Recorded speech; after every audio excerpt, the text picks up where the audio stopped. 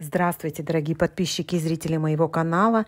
И снова я и про пажитник или шамбалу, греческое сено, чиман и так далее.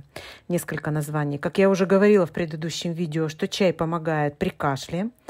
Берем столовую ложку семян, положим их в небольшую кастрюльку, добавим воду, где-то 250-300 мл, доведем эту воду до кипения.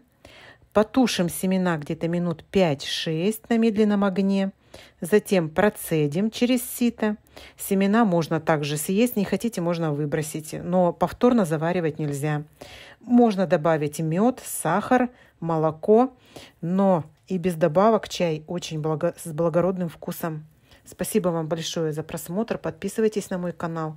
До свидания.